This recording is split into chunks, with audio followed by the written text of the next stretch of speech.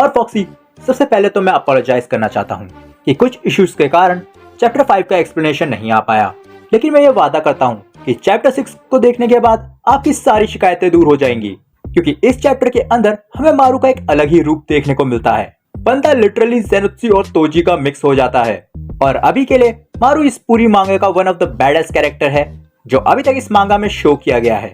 और मैं क्या ही बताऊं, इस बंदे ने ऑरा फार्मिंग के एक अलग ही लेवल सेट कर दिए हैं। और तो और हमें ये भी देखने को मिलेगा कि मासायोशी के पीछे भी कोई शायद है जो बिहाइंड द सीन्स उसके स्ट्रिंग्स को पुल कर रहा है। लेकिन मैं ये सब एक्सप्लेन करूं उससे पहले मैं एक अनाउंसमेंट करना चाहता हूं कि हम आपकी पसंदीदा मांगा, मानवा या मानवा को एक्सप्लेन करेंगे, लेकिन ये ऑफर सिर्फ पहले 3 कमेंट्स करने वालों के लिए ही है।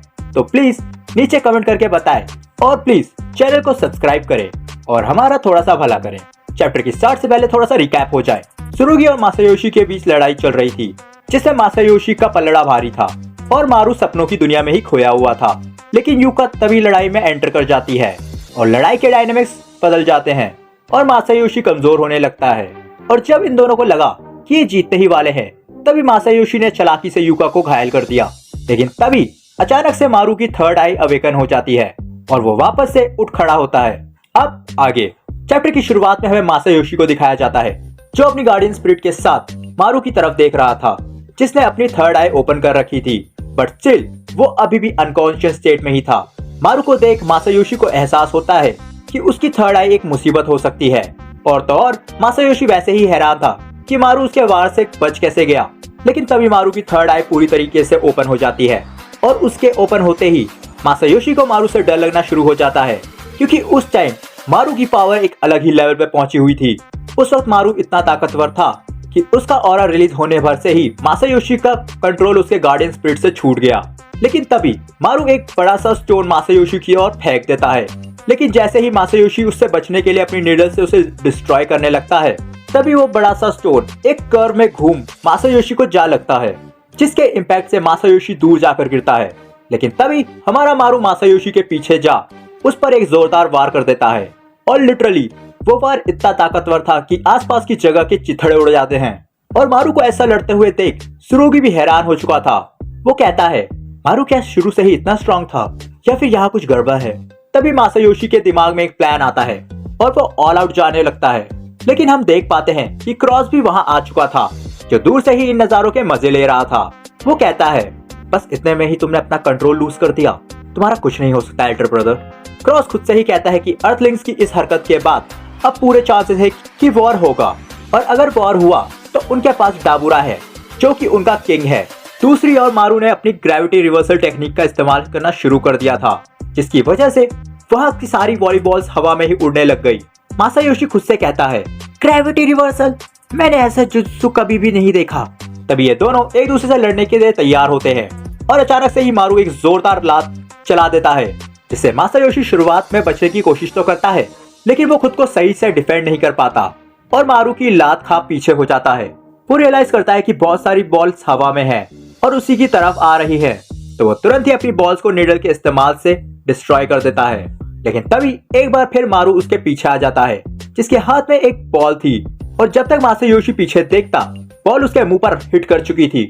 मासायोशी संभल पाता उससे पहले ही मारू ने उस पर मुक्कों की बरसात शुरू कर दी, जो कि आप पैनल में देख ही सकते हैं। और ये देखकर मुझे गोजो और यूजी की हैंड टू हैंड कॉम्बैट्स की याद आ गई।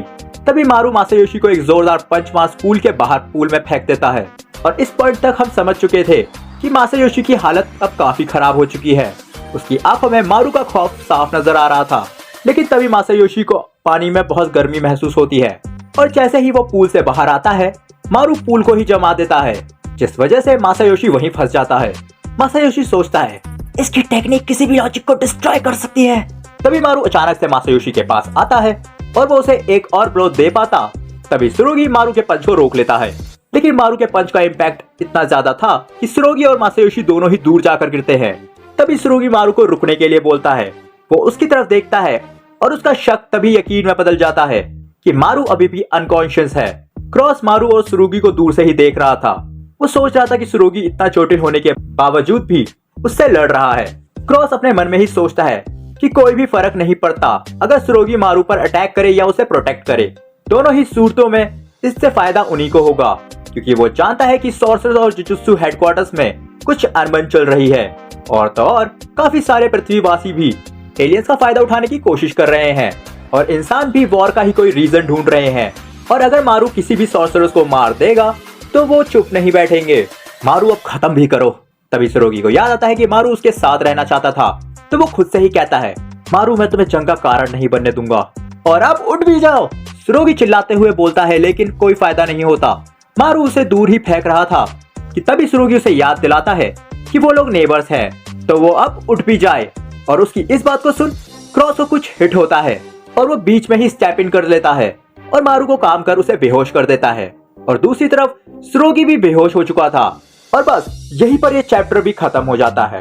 अब हम इस मांगा की स्टोरी के बारे में थोड़ी सी बात कर लेते हैं। तो जैसे कि हमें इस चैप्टर में कुछ चीजें क्लियर हो जाती है कि एलियंस और ह्यूमंस में ही कुछ लोग ऐसे हैं जो इनके बीच में आग लगाकर एक वॉर कराना चाहते हैं, जहां हमें अभी तो क्रॉस और डाबूरा के इंटेंशंस के बारे में कुछ भी आइडिया नहीं है कि वो इस वॉर को स्टॉप करना चाहते हैं या फिर वॉर कराना चाहते हैं।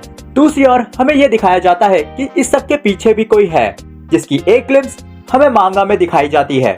और क्रॉस का बीच में स्टेप इन करना जो चाहता था कि मारू सुरोगी को मार दे, तो वो क्यों उस नेबर वाली बात को सुन बीच मैदान में कूद पड़ा।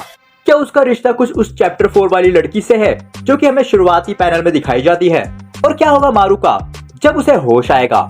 नया चैप्टर, नई मिस्ट्री और नए एडवेंचर के बारे में तो हमें नेक्स्ट वीक ही पता चलेगा।